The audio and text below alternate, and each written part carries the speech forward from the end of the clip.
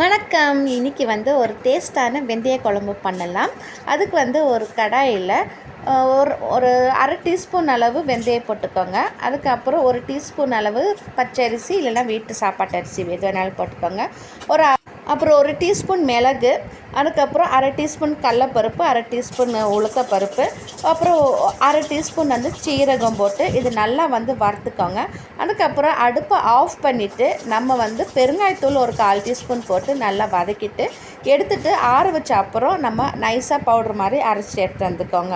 அதுக்கப்புறம் இன்னொரு கடாயில் நம்ம ஒரு 4 டேபிள் ஸ்பூன் அளவு நல்லெண்ணெய் விட்டு நல்லெண்ணெய் சூடானோடனே 1/4 டீஸ்பூன் அளவு வெந்தயம், பெருங்காயத்தூள், அதுக்கப்புறம் கருவேப்பிலை போட்டு நல்லா தாளிச்சிக்கோங்க. அதுக்கப்புறம் ஒரு கப்பு அளவு சமமாக சின்ன வெங்காயமும் அரை கப்பு பெரிய வெங்காயம் போட்டுக்கோங்க. அதை நல்லா போட்டு இடித்து வச்ச பூண்டு ஒரு 10 பல் பூண்டு போட்டு நல்லா இந்த மாதிரி நல்லா வதக்கிட்டு தக்காளி ஒரு 2 பல் தக்காளி போட்டு நல்லா வதக்கிக்கோங்க. அதுக்கப்புறம் 1/4 டீஸ்பூன் மஞ்சத்தூள், 3 டீஸ்பூன் மல்லித்தூள், அதுக்கப்புறம் காரத்துக்கு இந்த மாதிரி வரமிளகா போட்டுக்கோங்க. நான் மிளகு கொஞ்சம் 1 டீஸ்பூன் போட்டிருக்கிறேனால நான் வரமிளகா கம்மியாக போட்டிருக்கிறேன். நீங்கள் காரத்துக்கு எந்த மாதிரி நீங்கள் போட்டுக்கோங்க.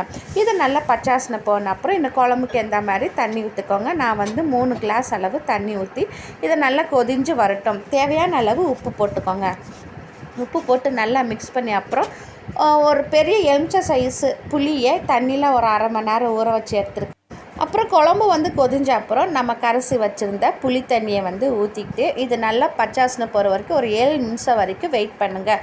புளி தண்ணி நல்லா பச்சாசனை போன அப்புறம் நம்மளோட அரைச்சி வச்ச பவுட்ரு இருக்குங்களா அடுப்பில் சிம்மில் வச்சுட்டு அந்த பவுடரை கொஞ்சம் கொஞ்சமாக சேர்த்து இது நல்லா நாலா பக்கம் எண்ணெய் கட்டி இல்லாமல் நல்லா மிக்ஸ் பண்ணி விட்டுக்கோங்க.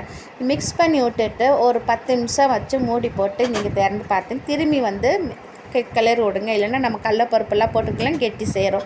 அது கிளறி விட்டுட்டு அப்புறம் ஒரு 12 நிமிஷம் நீங்கள் மூடி போட்டு திரும்பி சிம்மில் வச்சு எடுத்திங்கன்னா நம்மளோட சூப்பரான வெந்தய குழம்பு ரெடி ஆயிடுச்சுங்க. ஃப்ரெண்ட்ஸ், உங்களுக்கு இந்த வீடியோ பிடிச்சிச்சுன்னா லைக் பண்ணுங்கள். மறக்காமல் சேனலை சப்ஸ்கிரைப் பண்ணுங்கள். தேங்க்யூ.